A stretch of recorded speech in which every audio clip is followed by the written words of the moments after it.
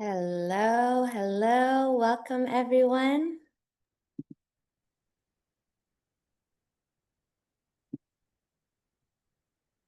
We are letting everyone in. All right. So welcome to the coaching shop. My name is Kyla Rae, and we are here tonight not only to talk shop, but more importantly, to build worlds that work. In tonight's episode, we sit down with not a fellow alumni, but the president and co-founder herself of Ideal Coaching Global, Bettie J. Spruill, master coach, and one of the pioneering voices of ontological, mindful, and ecological coaching. For more than 4 decades, actually, Bettie has devoted her life to exploring the relationship between language, listening, and being, and how they shape the worlds we create together. So tonight, we're going to explore listening as creation and how the way we listen calls forth the future that is emerging through us. So we don't just have Bettie here, though. We have many of our fellow alumni from Ideal Coaching Globals. Please say hello in the chat. We welcome all of you and anyone outside of Ideal Coaching Global. We might have people interested in becoming coaches or people who went to different coaching schools but want to be a part of our community. You're all welcome. So thank you for being here tonight. We want you to be a part of the conversation. So use the chat to interact with us. If you have some insight that you want to share, if you have a question you want us to explore, please use that chat. And from there, let's welcome Bettie J. Spruill herself. Hi, Bettie. Hi, Kyla, and thank you. And to everyone, welcome. I see some familiar faces and stars and TV stars and other people. So thank you for being here. And I this conversation around listening, it's it's an important distinction. I like to call it a phenomenon. And with this phenomenon, we can begin to learn how we generate and create our lives. So, Kyla, and thank Kyla for this coaching shop. And let's participate together to have something happen that wouldn't have happened if you hadn't been here tonight. And listen, begin to listen in that way. What's possible? And I'll say this, Kyla, and then I'll go back to you. But there's a distinction between hearing and listening. Hearing is biological. And for those of you who've been in the coaching course, we said we're a biological phenomenon. We have this body, which is critical. And in this body, it shows its care. I was talking to a client today about care, and it was every person here on this planet, as far as I know, came here through a womb. I don't think anybody just popped out or got here some other way. AI might prove me wrong in a couple of years, but right now, so there's something about us human beings where care is fundamental to who and what we are. And a part of that comes from how we got to be here. We were carried, we were cared for, and in that, it's in our biology to care. And when we don't care, something happens. As we can look at and what is caring. And then so listening, if it shows up in this caring, which is a biological aspect of who we are, then life becomes something that we can barely imagine. Because in care, it's our interdependency, our interrelatedness, it's our sharing. And Kyla and I will have conversations around some of this tonight. But I want to say to you, just put your hats on, listen, notice what you listen, and notice your interpretations and your meanings. It's going to be philosophical, somewhat. And I've studied philosophy for the past 40 years, and so have many of you. But ontology comes out of this whole notion of philosophy and with the great mystery of being, which shows us, can show us something, can have us listen in a way, to be curious. Say, what is this great mystery of being of which I am and you are, and this entire world that we are in, this ecology? Okay, that's enough of that, Kyla. She told me not to talk too much tonight, I but did not. okay. Betty and I have known each other a long time, so it's really a pleasure to have her here tonight. So Betty, tonight's topic is listening as creation. Can you tell us more what that means?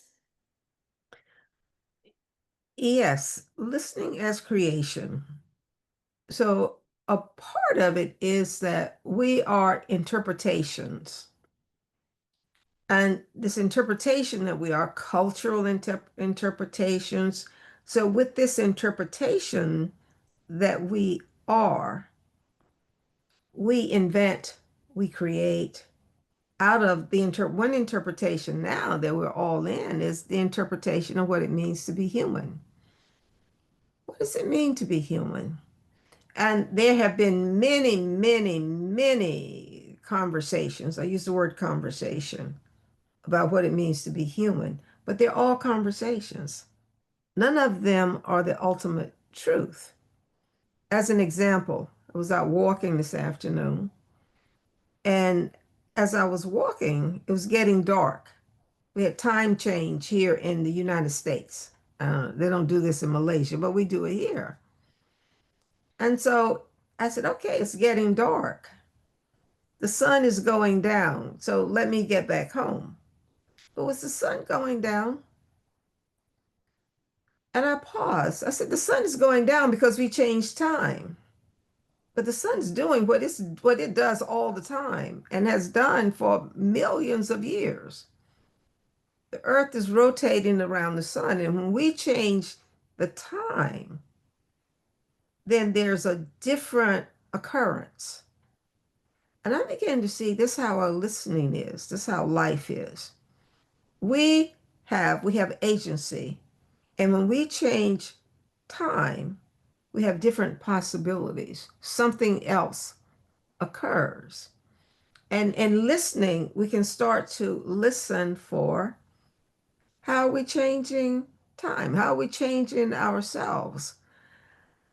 Not as something that's so, but this is where we start to listen, the possibilities. What's possible? You're either listening possibilities or you're listening resignation. You're listening, I can't, it's impossible. There are, that's going on all the time.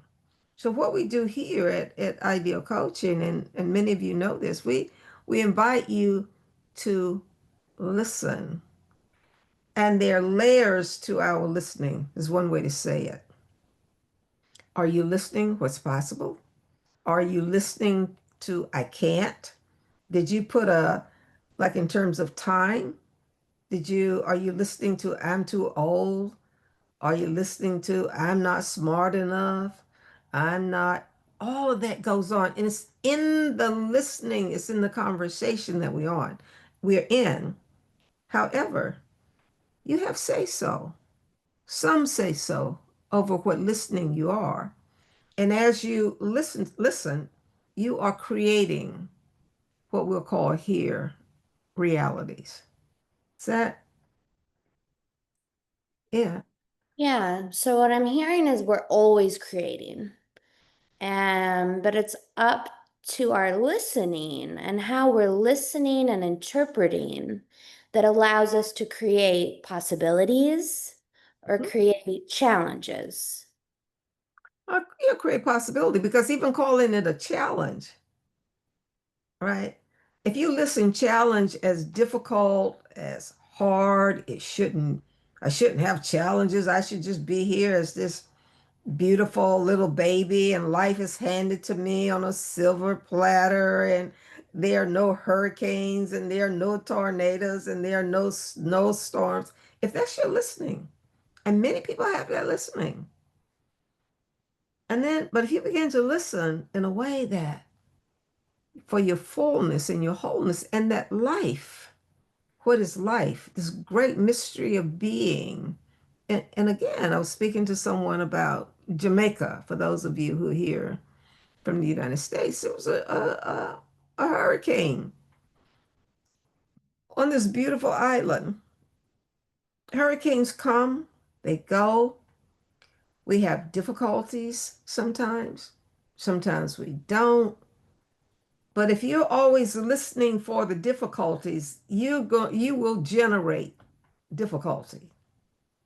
That's bringing forth, that's shaping the worlds that we live in. And quite often we're cognitively blind to the listening that we are. So, what we do at Ideal Coaching, the invitation is for us to listen our listening. So, begin to listen. And this is what mindfulness will assist you to do. You begin to listen. And in our listening, something will emerge. And what will emerge is that you are not the listening, but you're the listener of the listening. And that gives you a different kind of freedom. Is that, Kyla? Is that? Yeah, it's really powerful what you're saying. Our listening gives us freedom. What a great quote. I'm going to Mhm. quote you later on that, Betty. Yeah. And yeah, like I said, when you can listen, you're listening. So, like, if I'm having a hard time, it doesn't mean pretend I'm not having a hard time. It means you listen that. And then you begin to listen, the listening of hard time, and say, like in mindfulness, this is not about denying what's occurring for you, but you're beginning to notice what and how you're listening so that something else will emerge. And it does, because that's how interpretations are. That's how listening is. We live in an emerging world. Our worlds are emerging. And we, with agency, have something to do with what gets generated, what gets created. That Mm-hmm. and it takes practice. This is the thing. It takes practice. Now, and I'll say, now I've gone through periods in my life where some days I didn't want to get out of the bed. Was it? And I've come to notice that that has to do with what I'm listening to. I'm not talking about psychology now. If you can't get out of the bed, maybe you need to go see a therapist. So I'm not throwing that away. But you begin to listen. And then you listen in a way to see what's emerging for you. And being a coach, Kyla, this is critical.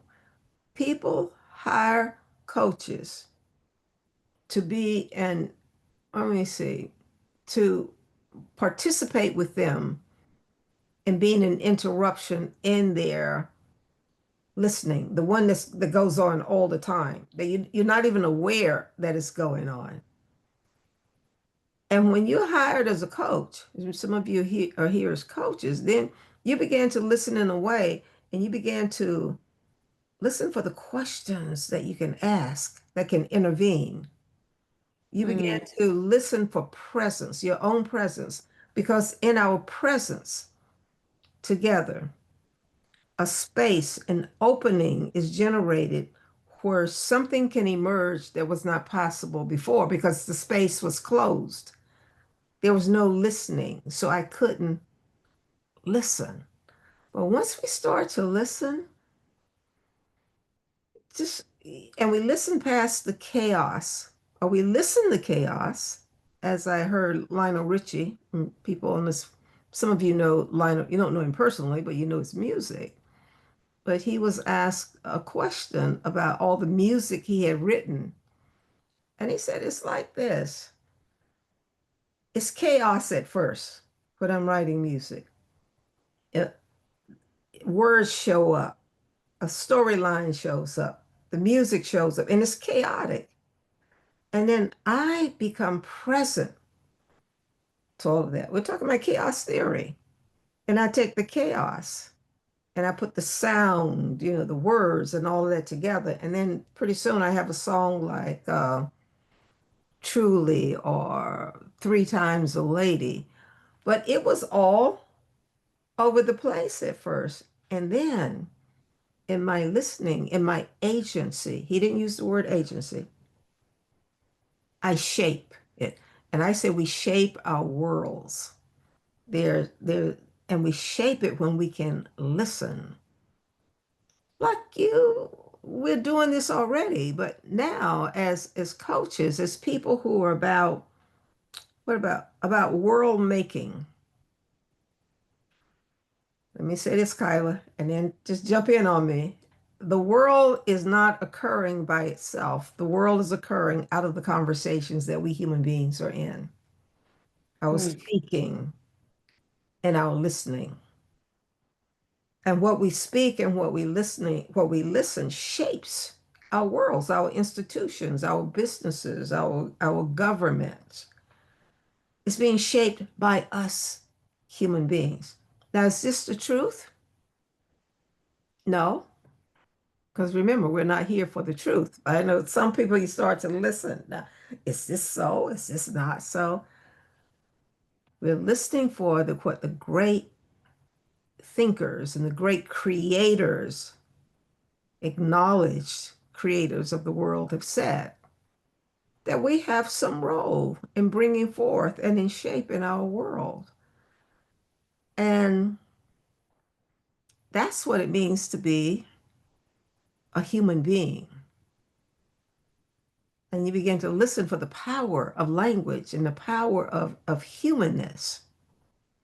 And some voice will show up and it goes, no, no, listen to that, but don't give in to it.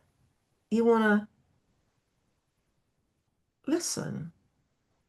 And then as you listen, you might have a different question. It's and then you listen. So right now, what are you listening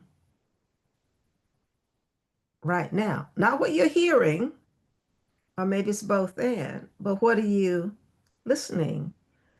And are you, and you can listen your own listening. Okay, what is she going to say next? Are you going, I don't agree. If you're in a conversation quite often as you go through your life and you're speaking with people and there's a conversation going, I don't agree. Put it in the chat so Kyla can see it. I don't agree. And as soon as you say, I don't agree, guess what happens? You stop listening for the possibilities. I don't agree. And then you have discord, and then you have a kind of violence. And that's a longer conversation. But you begin to have a kind of a violence towards yourself and towards other people because you stop listening. And when you're listening, and this is what people long for, I'm finding out today. People are longing to be listened, not to be agreed with, not to be disagreed with, but to be listening. Because if you're listening, that people, how can we listen? That people don't agree with you. What happens when people don't agree with you? You like, oh, they don't agree with me. Yeah, I'm gonna make you agree with me. Or on the other hand, you become quiet. And so your gift, what you can bring, is never presence. It's never brought forth, and our lives are brought forth in our speaking and listening. And listening comes before speaking. Hmm? What are you listening? What are you listening? Yeah, it's powerful what you just said, Betty, and as Joyce just put in the chat. If we're listening threat, if we're listening disagreement, we often come back with defense. And Yes. when there's attack and defense, there's not a lot of room for possibility or growth out of that. None. Then it becomes about domination and control. And then you want to overpower, you want to control, you want to dominate, and you even show up in a way where you start to control and dominate what you call yourself. But some of you are beginning to realize there is no fixed self. We have an interpretation of a self, an identity. And then we start to go, okay, this is who I am. And then we fight to protect and be this identity Mhm. that we've taken on. And so something happens. This is what the great teachers and the great mystics talked about. When you become nothing, you can listen that. And you can listen to the interpretations as they move through you. Possibilities emerge that you could have never thought about before. So it's like worldview. We said worldview. We have people here from Malaysia. Hi, my friends from Malaysia. We got people here from other parts of the world. But in whatever community you're in, there's a particular worldview that's shaping you as you're shaping it. And so inside of this worldview, what do we want? Because our need to belong is so great. Everybody know we have a need to belong. We do. We want to belong. Who wants to wake up in the morning and walk out, come down your stairs or go up your stairs and everybody's standing there going, oh, fuck you or that. No, we can't take that, So we try to do stuff so that we can belong, forgetting that our belongingness is what makes us human. And in the conversations that we have, in the listening, in the language that we live on, of course, we want to belong. And we can listen in a way that every person we meet, it's not easy. But who said life was supposed to be easy? But we can listen in a way where every person sense their belongingness, and then something else emerges. Let me say something about the worldview that we live in, especially here in the United States. Malaysia is a little different, I think. I don't know, but we'll find out. But in this Western worldview that we live in here, quite often we listen non-acceptance. We listen well, put some things in the chat and not like it's right or wrong, but we listen that you have to prove yourself. You prove yourself financially, you prove yourself in this way, in that way. And the more stuff we have, then we say the more we belong. But that's not belonging at the sense of care and deep care. But as long as I need money to belong, I'm never at peace. Because then what am I doing?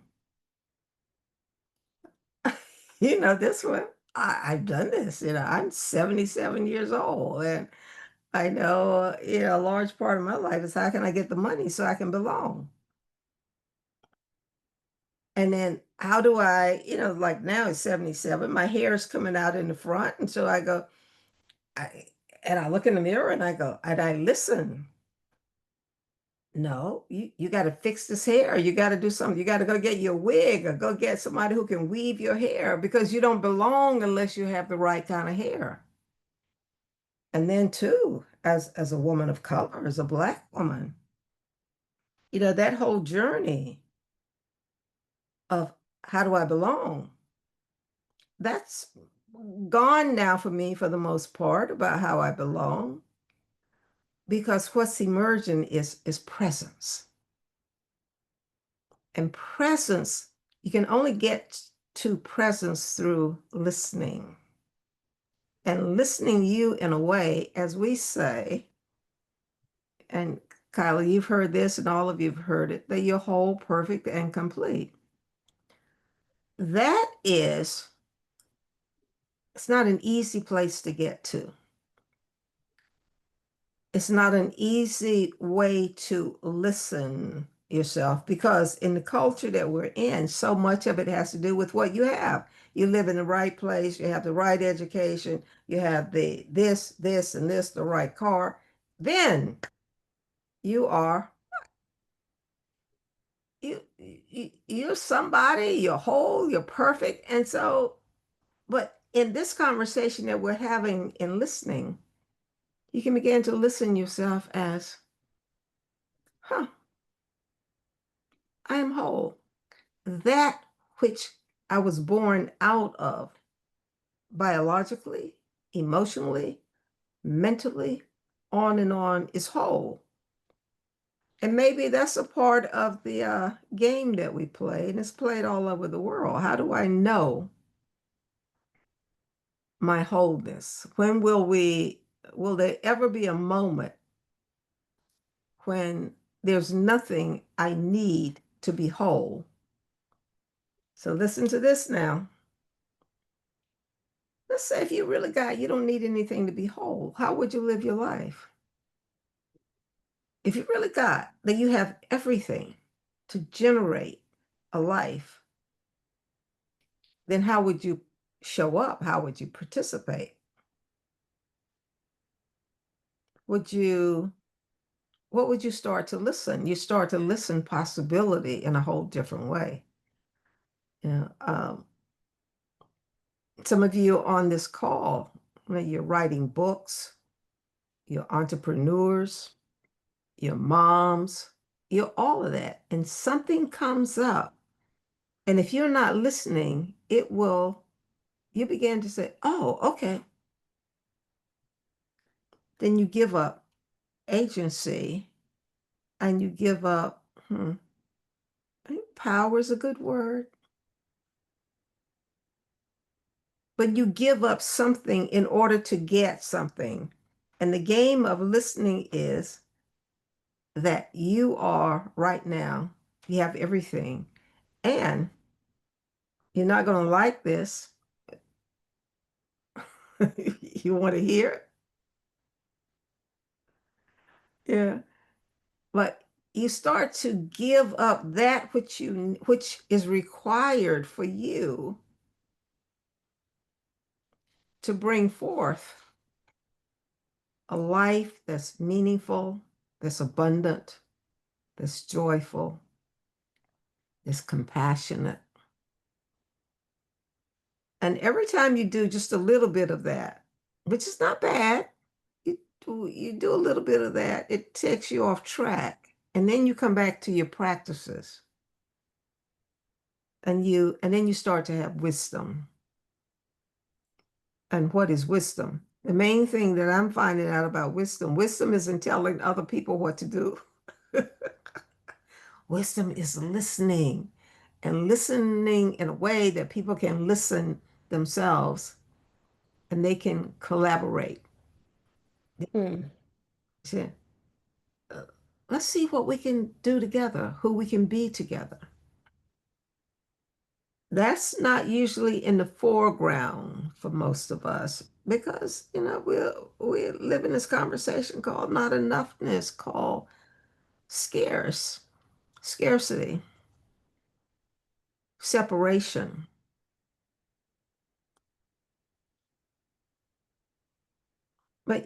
So it's reactive. So tonight, see if you can listen not from being reactive, but from being generative. Does that make sense? Any questions? Come Yeah, yeah. So what I'm gathering from your talk, Betty, is there's many layers to our listening. There's not just listening. Yes. It's really deep. And as a coach, first, I'll start with this one is that we have to listen our own listening. So, am I listening to perform? Which I hear in coaches sometimes, listening to teach something, listening to be a certain way and receive a certain accolade, right? As a coach. So are we listening to perform? Are we listening to intervene?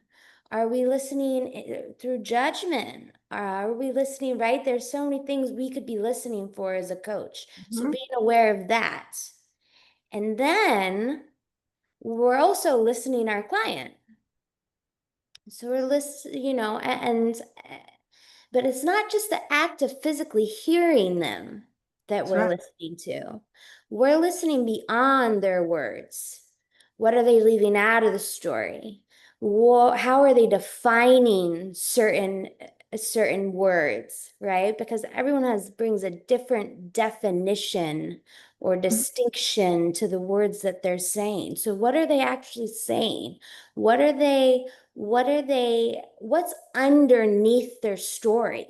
What do they really want us to hear? Because they might not actually say all of that during the conversation. And they don't. Right. They're just like you and I. Quite often we speak to impress. We so we speak because we it's like show and tell. Anybody do show and tell when you were in school? What am I going to show you? And so when people are listened, this is so important, Kyla. When people are listened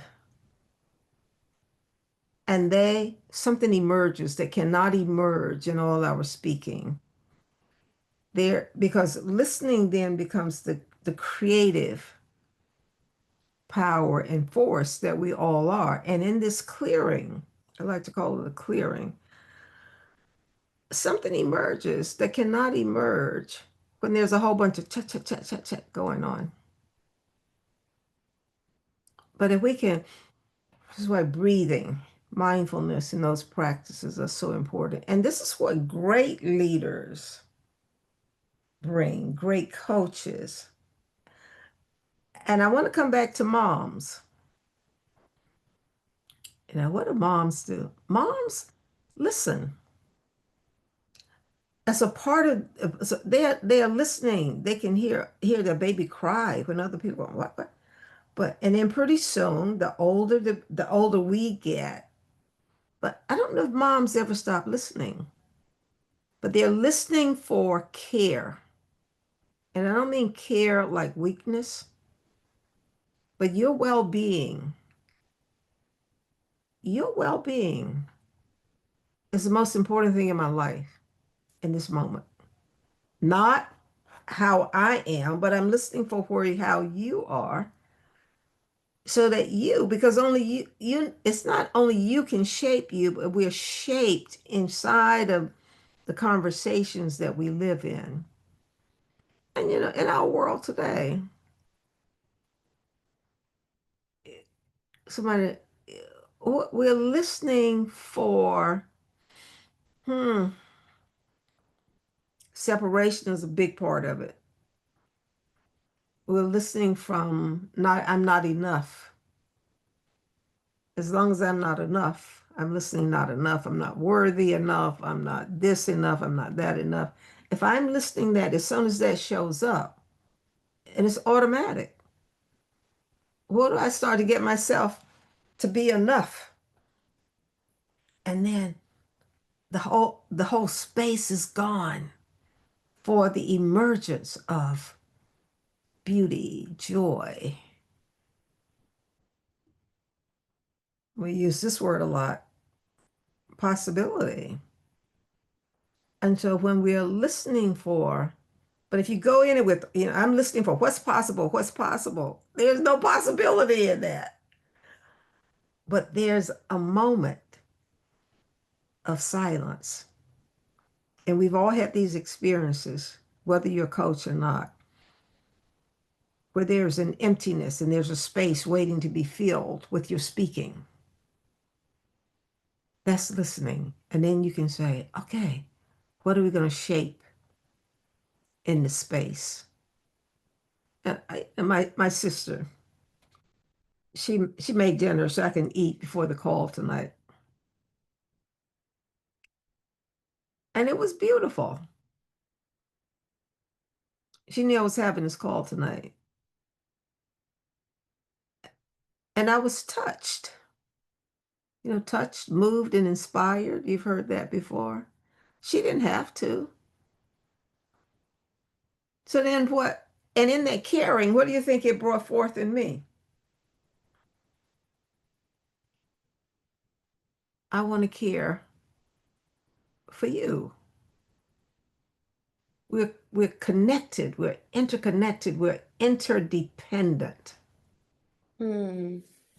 So what you just said, Betty, it opened up something for me.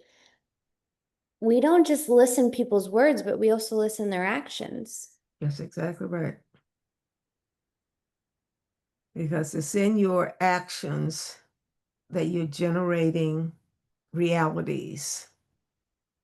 Because there is no reality minus you, the observer, right? And as you observe, you're saying, this is real, this is reality. And then you act on that. But when there's this moment of, and then you listen, and then the actions behind that, because our lives take place in actions. And are our actions consistent with, congruent with, consistent with, we can say, declarations. This is a longer conversation. But most, we declare what our lives are going to be. At some moment in time, when you were a little bitty one, at some moment, you said, I will be this. It may have not have sounded like that, but there was something you said to yourself that started to shape who and what you are today. And then it moved to the background. So there's the background and the foreground in listening, Kyla, what you talked about earlier. What's in the foreground as we listen isn't always what we're up to. And so what coaches then have people align their conversations all the way down. And that's when you have power. When there's alignment with your promises, your requests, and with your mission. What are you, why are you here on this planet? Did you come here to roll around and sit around and complain or talk about, oh, this is awful, and if I had a different mom or different dad, or if I had a different, all that goes on. But did you come here to bring forth you, to bring forth the kind of being that can participate in the shaping, conscious shaping of our worlds? Because we're shaping our worlds, whether we're aware of it or not. But this is a longer conversation. So even now, right now, acknowledge you for what you are shaping. Like Lionel Richie. All this has been going on, coming in, and now you're the conductor, right? You're the painter. You're the whatever it is bringing it all together. So there's coherency and care. And then you live your life with and from that. And you might be surprised. Eh, I'm in the midst of finishing a book that I've been working on for 50 years, right? And so, and when I come up against this, oh, but I can't say it like my great people that I read. I can't say it like them. But now I said, this is what Betty Spruill is going to say. And so say that listening is beginning to emerge. It hasn't always been there. It hasn't been there throughout my whole career. But I'm beginning to own what I like to call wisdom. And that my speaking, suppose this book that I'm writing can impact or help to shape one person's listening in a way that they shape so many other listenings. May not be a bestseller. I hope it will be. I look at it and I say, I can see myself on some of these TV shows and, well, Betty, how did you, all that goes on. And I go, girl, calm down. You know, but that's all in my listening. And so now as I listen, I go, okay, but what are you saying in this book? What do you want to say? And so we get to mission. And, it's like in Mission Impossible, Tom Cruise, that movie. Tom, this is your mission. Should you choose to accept it? And this is what's key. And this is what I say to me. I choose this mission of writing this book. Heck, it's not easy. But if you remember Tom Cruise, it wasn't easy. It's a metaphor for how life is. It's like the Don Quixote in the Impossible Dream. Don Quixote windmills. He's out fighting all over the place. It's a great story. And then here's the song, and this is to dream the impossible dream. This is the listening that I am for you. And this is the listening I encourage you to be for so many people in your life. Not, and then what we bring forth worlds together. We shape worlds together.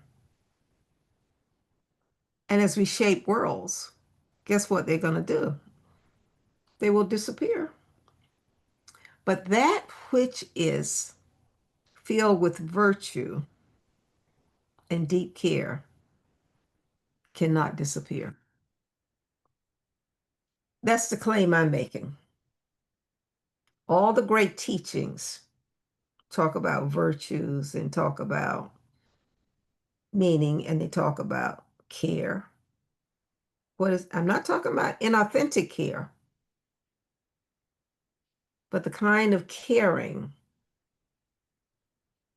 that shifts paradigms, that shifts context, and it and that will have people go, wow, I might be a quiet, wow. There's a possibility for me. What do you think, Kyla? Well, I'm gonna echo what Roberto said in the chat.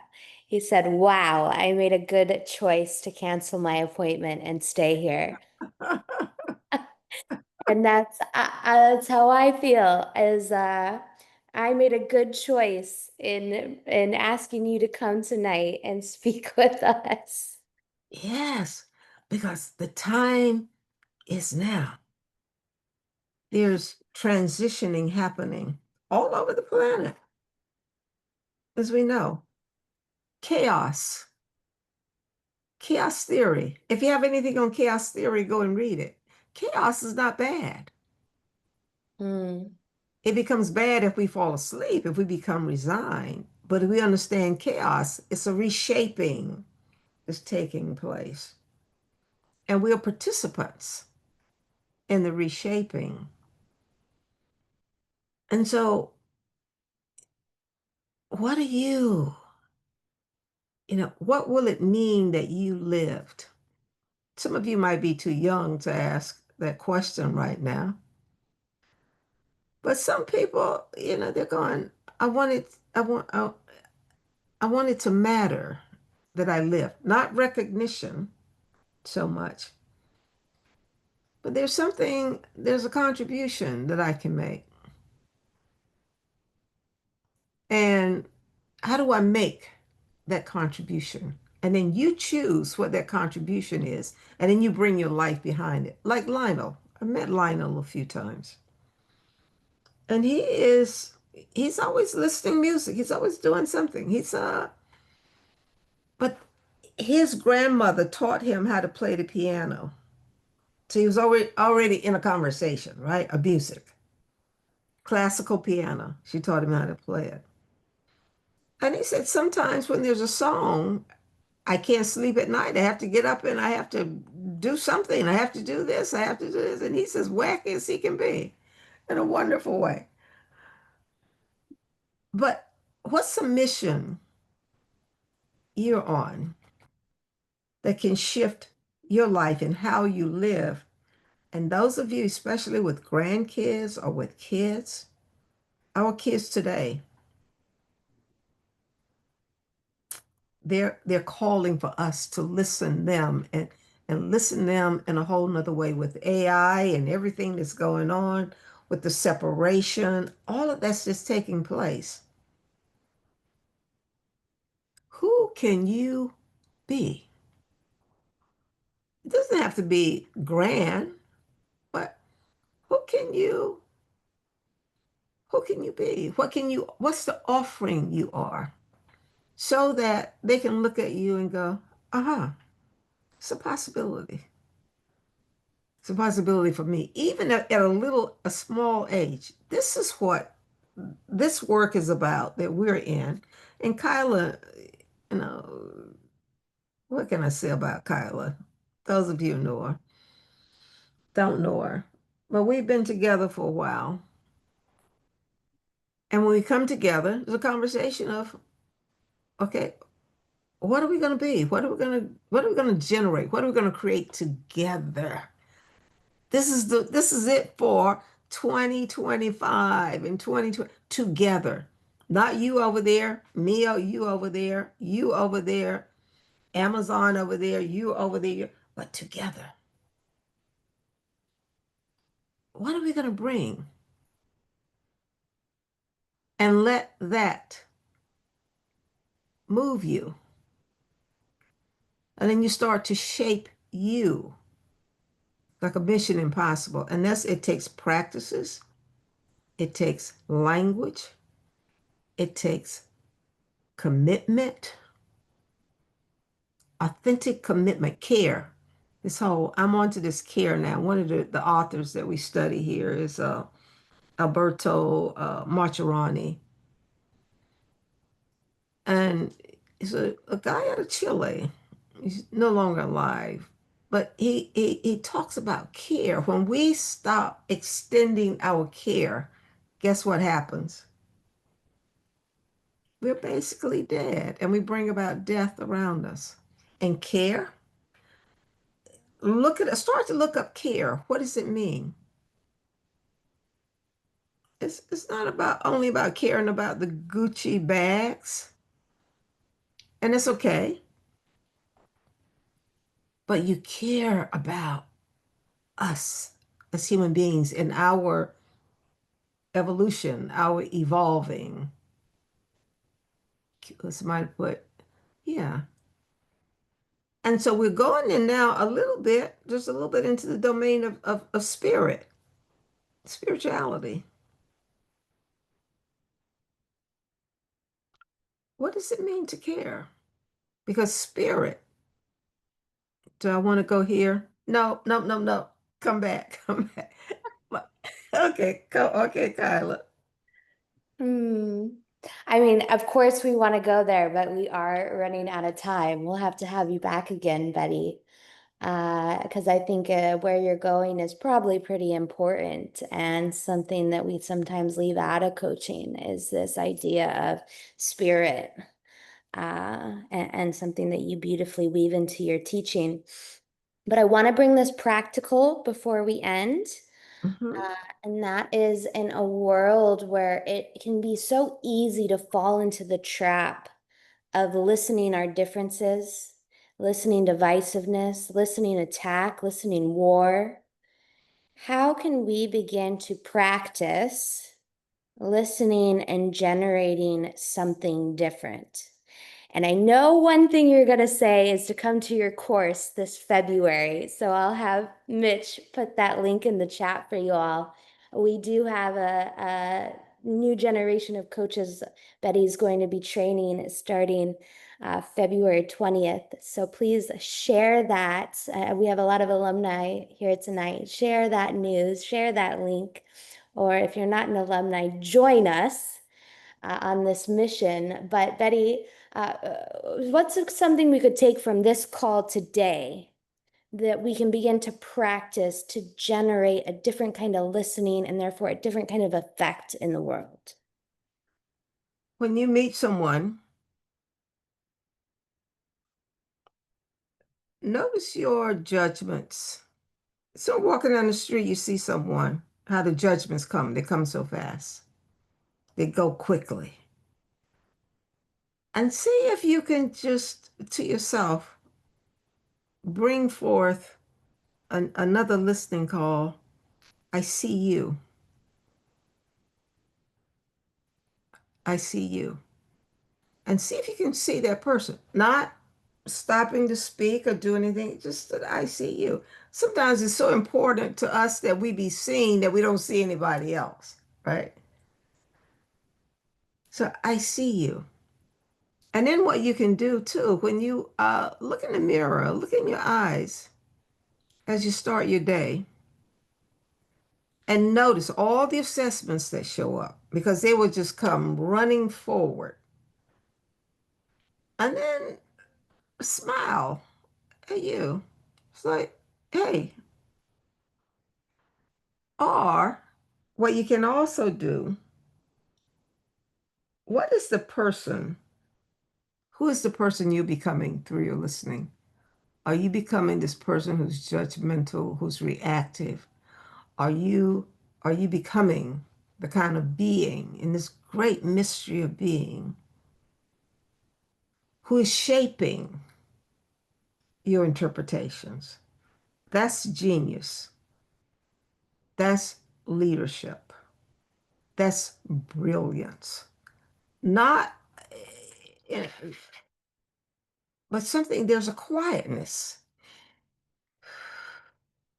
and then gratitude. And then you start to choose presence. So, what is presence? Start to find out what is presence. Because in your presence, have you ever, someone ever walked in a room and you know so you knew someone had walked in the room? Their presence, there was something, and you start to cultivate that.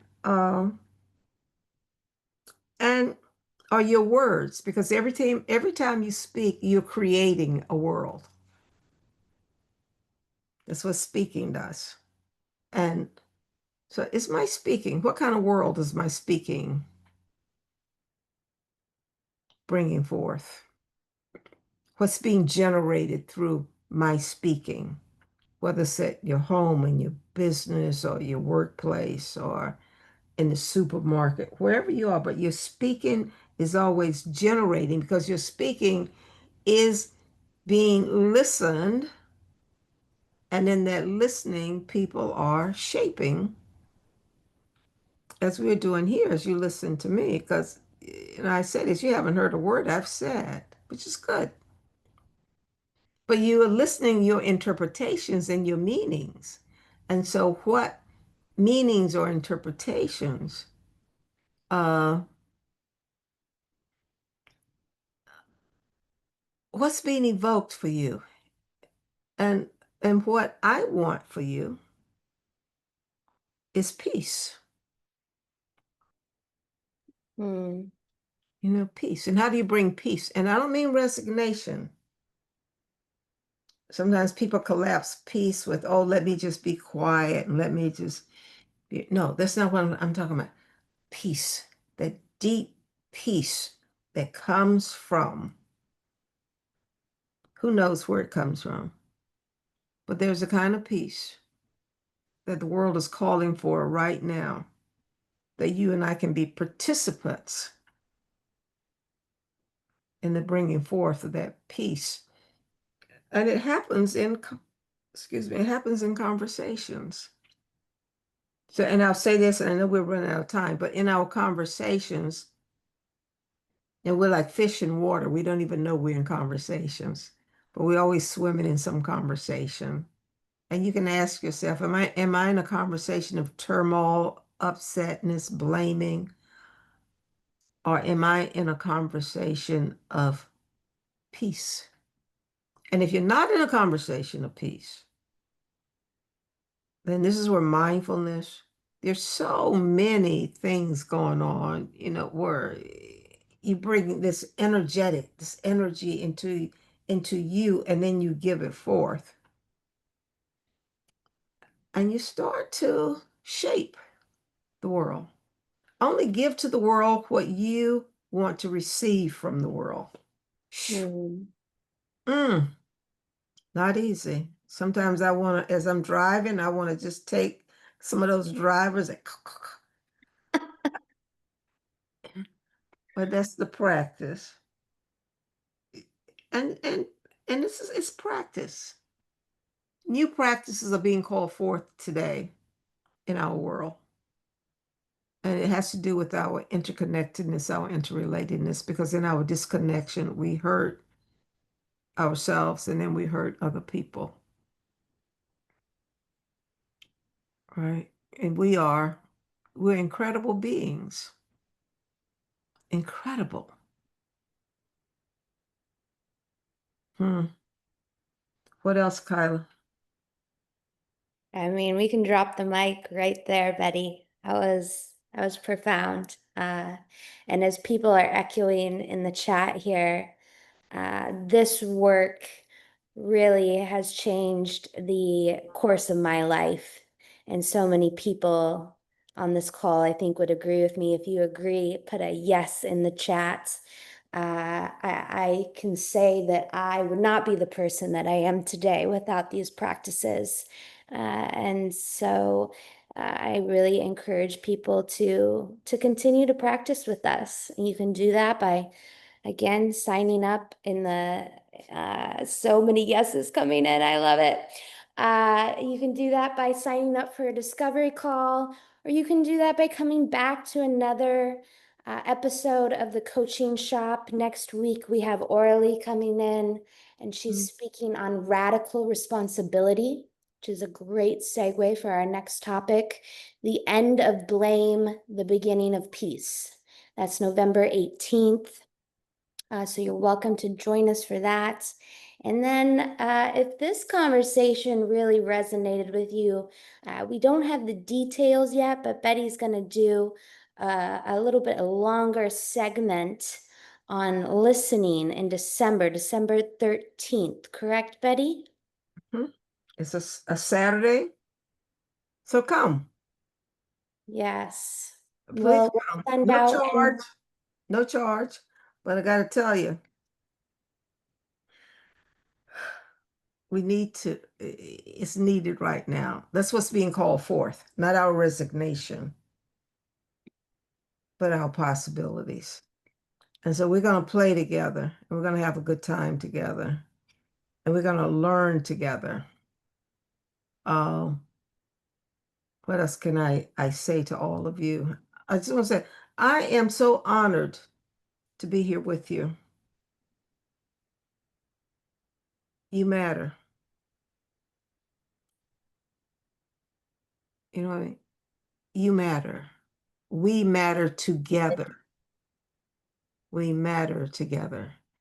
And so let's shape the world the way that we know is a possibility. And then, 100 years from now, people will look back and go, what were those people thinking? But that's the risk. That's the game we play, not for perfection, not for even excellence, but our presence. We let it guide us. Um, okay, I'm gonna shut up, Kyla. Yeah. Okay. Well, we wish we could have you for longer, Betty. I'll say that. But we will respect everyone's time. Thank you all so much for being here, supporting us. If you like these calls, please invite some friends to join us for the next one. We want to see this grow and we want to share this kind of work with as many people as we can. So thank you for being here tonight. Thank you, Betty. You rocked the house. And thank you to our alumni. And this was truly an honor. Wes, thank you. I don't know what time it is in Malaysia, but thank you, Malaysia, Hong Kong. Thank all of you and all the people here in the United States. Of course, thank you too. Okay, good night. Thank you, everyone. Good night.